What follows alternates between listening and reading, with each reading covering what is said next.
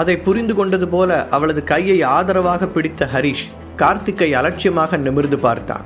ஏண்டா டேய், நீ என்ன எவ்வளோ பெரிய முட்டாளா நினைச்சிருந்தா ஒரு உதவியை கூட இவ்வளோ திமிரா கேட்ப? ஆமா, நீ என்னை பார்த்துக்கிட்ட? என்னை பார்த்துக்கிட்டது என் ஒய்ஃபும் அவளோட ஃபேமிலியும். அவங்களுக்கு நான் என்ன செய்யணுமோ அதை விட அதிகமாகவே செஞ்சுருக்கேன், இனிமேலும் செய்வேன். நான் உயிருக்கு உயிராக லவ் பண்ணுற என் பொண்டாட்டியே இதுவரைக்கும் அதிகாரமாக என்கிட்ட எதையுமே கேட்டதில்லை. எனக்காக ஒரு துரும்ப கூட கிள்ளி போடாத நாய் நீ. இன்னைக்கு நான் கஷ்டப்பட்டு சம்பாதிச்ச சொத்துல பங்குக்கு வரியாடா? ஒழுங்கு மரியாதையை இங்கே போடுற சாப்பாடை சாப்பிட்டுட்டு ஓடி போயிடு, அப்புறம் சொந்தக்காரன் கூட பார்க்க மாட்டேன். ஹரிஷ் ஒற்றை விரலை நீட்டி எச்சரிக்க. ஹரிஷ், நீ பண்றது கொஞ்சம் கூட சரியில்லை என்றபடி முன்னால் வந்தார் அனுராதா பாட்டி.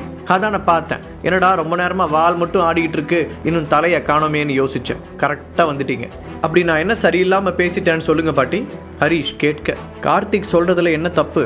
இவ்வளோ நாளாக ஒன்றை மட்டும் இல்லை, உன் ஒய்ஃப் அப்புறம் அவளோட குடும்பத்தையும் பார்த்துக்கிட்டது நாங்கள் தாங்கிற நன்றியை மறந்துட்டு பேசாத என்று அவர் கூறினார். அதை கேட்டு சந்தனா கண்கள் விரிய அவரை பார்த்தாள். இன்னும் ஹரிஷை பற்றிய உண்மை தெரிய வந்த அதிர்ச்சியில் இருந்து அவள் முழுசாக மீளவில்லை என்பதால் அனுராதாவின் பேச்சுக்கு அவளால் பதில் சொல்ல முடியவில்லை. ஆனால் அனுராதா சொன்னதை கேட்டு சத்தமாக சிரித்த ஹரிஷ், நான் எதையுமே மறக்கல பாட்டி. சந்தனாவுக்காக நீங்கள் செஞ்ச எல்லாத்தையும் நான் வரிசையாக சொல்லவா? சந்தனா உங்கள் மகனோட பொண்ணாக இருந்தாலும் ஃபினான்ஷியல் ரீதியாக அவங்க மற்றவங்களை விட டவுனாக இருந்ததுனால நீங்கள் எப்போவுமே சந்தனாவையோ அவளோட அம்மாவையோ ஒரு பொருட்டாவே மதிச்சதில்லை. இதுக்கும் அவளோட அப்பா உங்கள் கம்பெனிக்காக தான் பொண்டாட்டி பொண்ணை எல்லாத்தையும் விட்டுட்டு தனியாக வெளிநாட்டில் உழைச்சிக்கிட்டு இருந்தார், இப்போவும் இருக்காரு.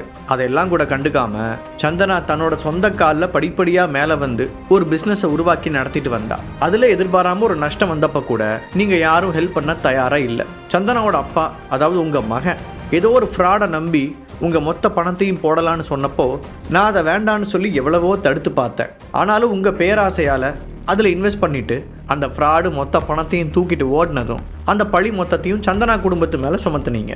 அப்போ கூட என் ஒய்ஃபுக்காக உங்களுக்கு ஹெல்ப் பண்ண நினச்சேன். வெளிநாட்டில் இருந்த என் ஃப்ரெண்டு ராகவை இங்கே வர வச்சு உங்கள் கம்பெனியில் இன்வெஸ்ட் பண்ண வச்சேன். அதுக்கப்புறமாவது நேர்மையாக கம்பெனி நடத்தி முன்னுக்கு வரலான்னு நினச்சிங்களா? இந்த முட்டாள் கார்த்திக் பேச்சை கேட்டு தப்பான முடிவுகள் எடுத்து திரும்ப திரும்ப கம்பெனியை நஷ்டமாக்குனீங்க.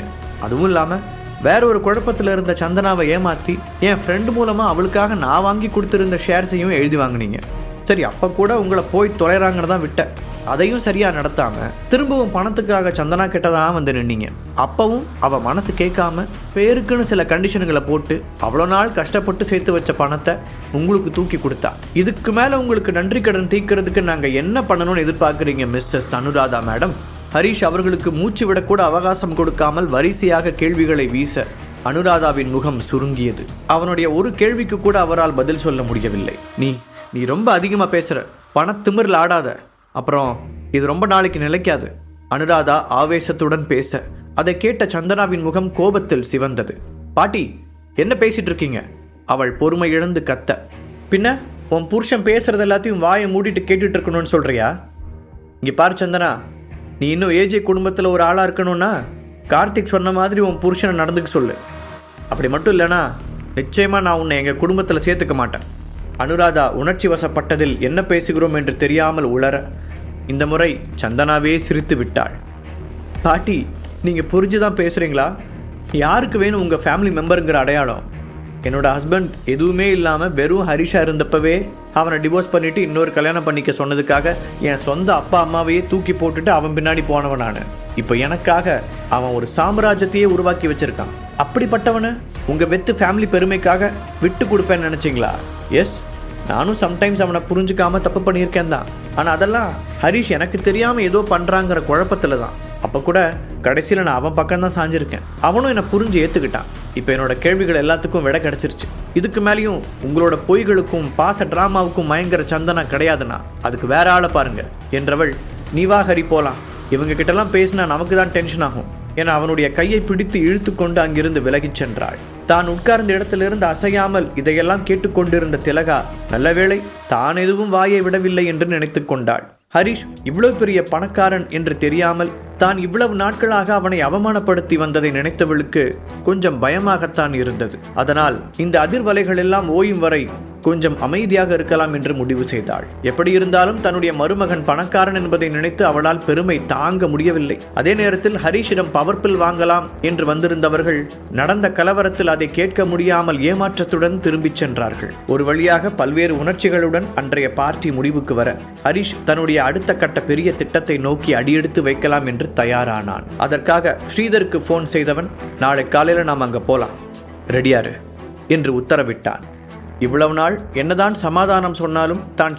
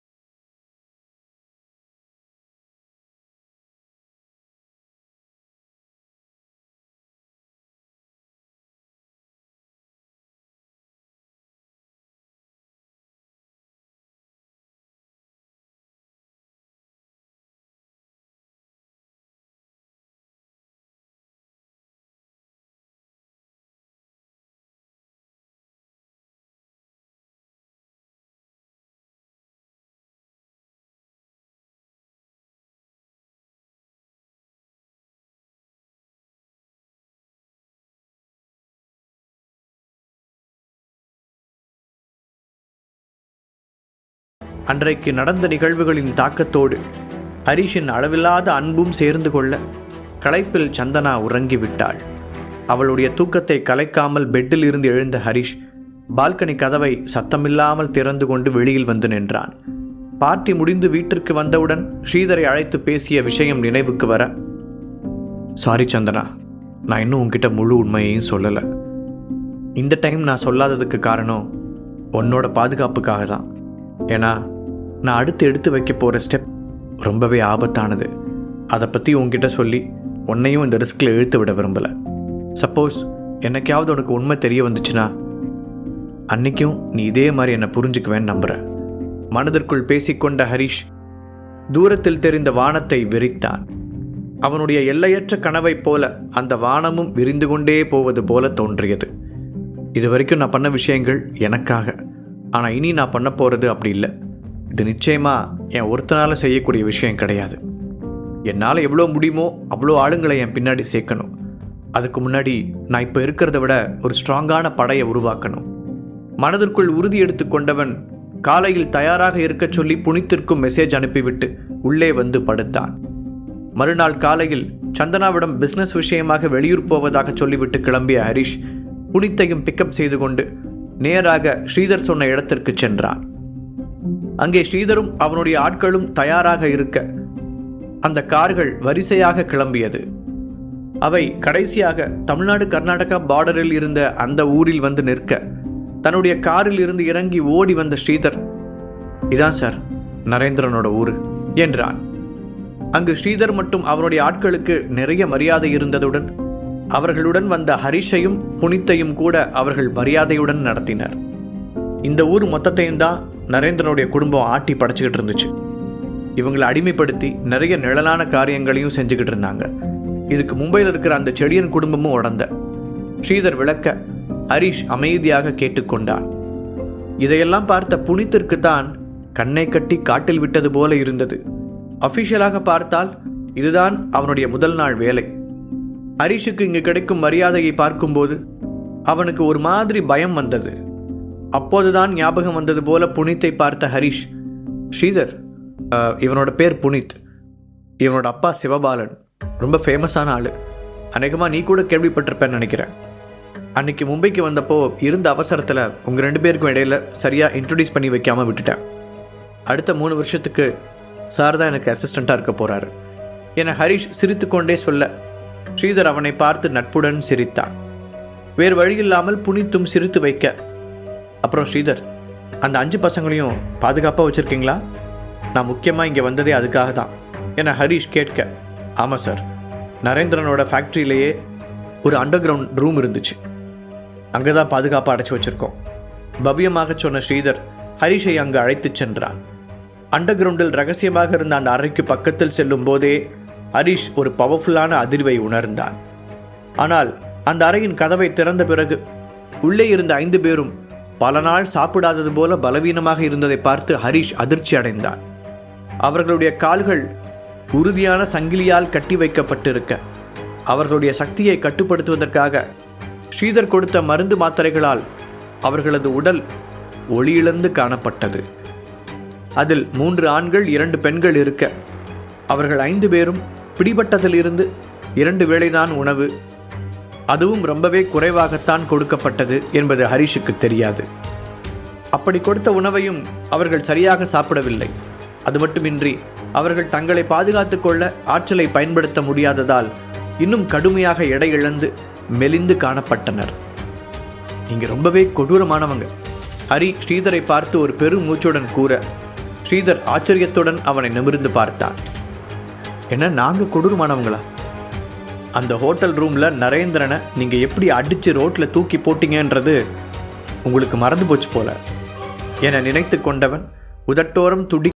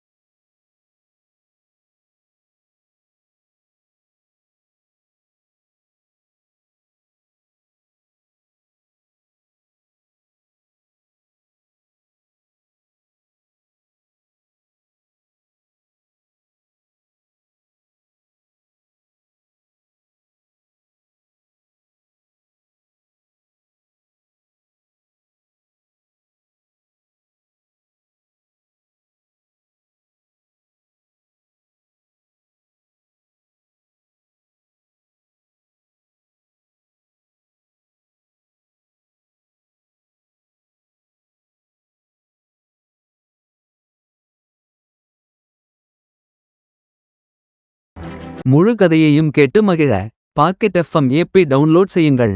லிங்க் டிஸ்கிரிப்ஷனில் கொடுக்கப்பட்டுள்ளது.